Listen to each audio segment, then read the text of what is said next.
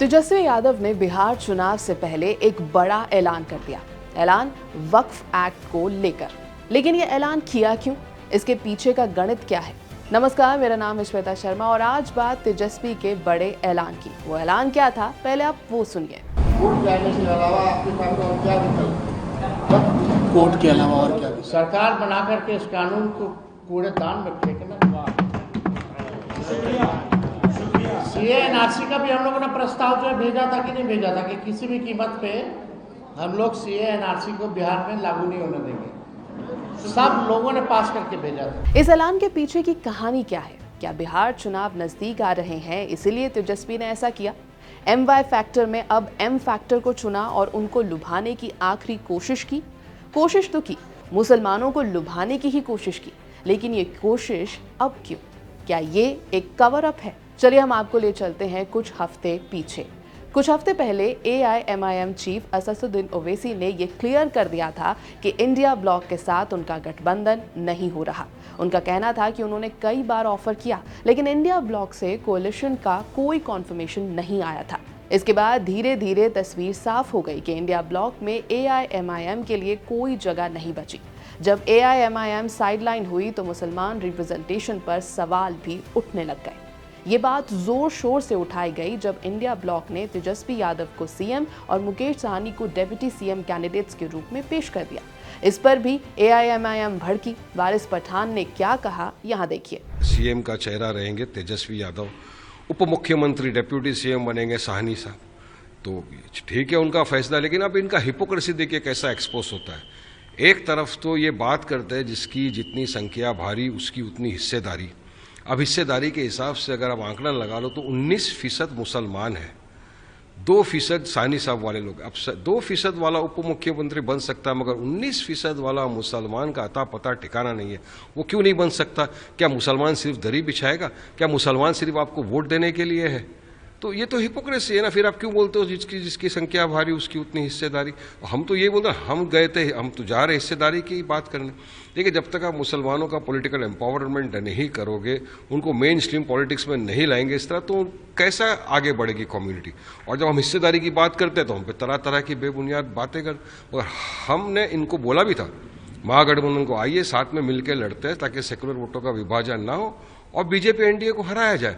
मगर ये नहीं माने तो हम तो लड़ रहे हैं। हमने ग्रैंड डेमोक्रेटिक अलायंस बना लिया है वहाँ पर बिहार में, मौर्या जी साथ में, ASP जो पार्टी है चंद्रशेखर आज़ाद जी की, उनके साथ में, और हम लड़ रहे हैं। और हमारी पार्टी ने तो नॉन मुस्लिम को भी काफ़ी जगहों के ऊपर कैंडिडेट उतारा है। तो ये हिस्सेदारी की लड़ाई है, न्याय इंसाफ की लड़ाई है, हक की लड़ाई है, सीमांचल के विकास की लड़ाई है।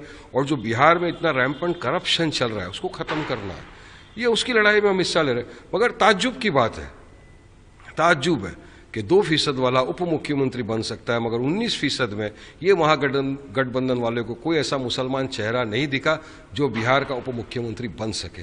तो ये जनता को देखना है, जनता देख रही है, जनता को फैसला करना है कि क्या ये हिस्सेदारी है, क्या इंसाफ हो रहा है। ये मैं समझता हूँ ये बेइंसाफी है। इंडिया ब्लॉक के खिलाफ एक नैरेटिव बनने लगा कि लालू प्रसाद यादव के टाइम पर MY फैक्टर सबसे बड़ा था, लेकिन अब MY में Y फैक्टर M को ओवरशैडो कर रहा है।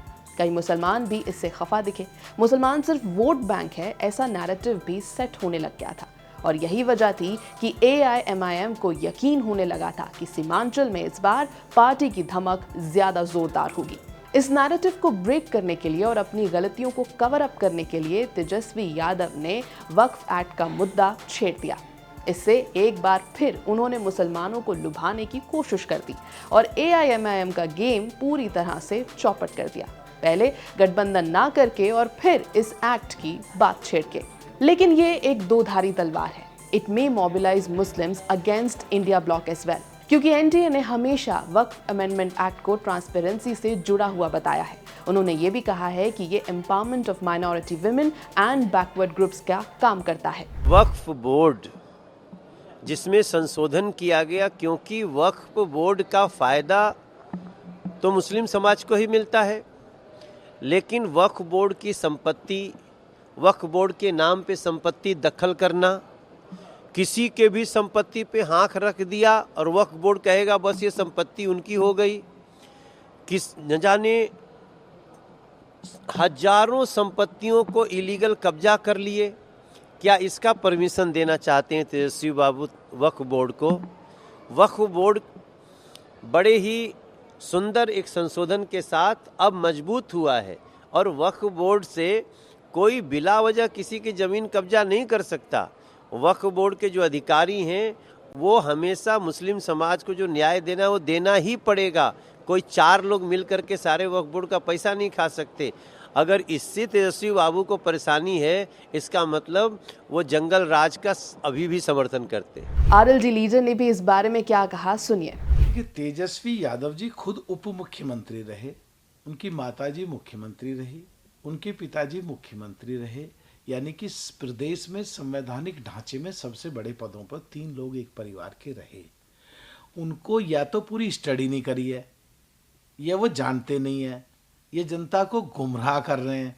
ज़्यादातर क्या 99% उस बिल में गरीब, पिछड़ा, आम, दलित मुसलमानों के फेवर में था और 1% अगर कहीं गुंजाइश थी तो माननीय सुप्रीम कोर्ट में इंटरवेंशन करके उसमें डायरेक्शंस दे दिए। उस डायरेक्शंस का कंप्लायंस करते हुए वो लॉ आगे प्रक्रिया में आ गया है। यानी कि देश की संसद ने जो कानून बनाया उसमें अगर कुछ छोटी मोटी कुछ खामी थी, सुप्रीम कोर्ट ने उसको दूर करा, दुरुस्त करा। और उसके बाद भी अगर कह रहे हैं कि हम डस्टबिन में फेंक देंगे तो तुम्हें देश के फेडरल स्ट्रक्चर का फिर जानकारी नहीं है, तुम संसद के और सुप्रीम कोर्ट के खिलाफ कैसे जा सकते हो? या सीधा सीधा ये कहो देश के संविधान के अनुसार संसद को और सुप्रीम कोर्ट को जो पावर है आप उन्हें चैलेंज कर रहे हो, तो क्या हम ये माने कि तुम देश के संविधान को मानते ही नहीं हो? और अब बात लीगैलिटी की। अगर तेजस्वी यादव की सरकार बनी तो क्या एक्ट को ओवरराइड कर पाएगी? तो जवाब है नहीं। कोई भी राज्य इस कानून को अकेले रद्द या बदल नहीं सकता। ये संसद द्वारा पारित केंद्रीय कानून है। हाँ, राज्य सरकार संसद से संशोधन की मांग कर सकती है या कुछ धाराओं को अदालत में चुनौती दे सकती है।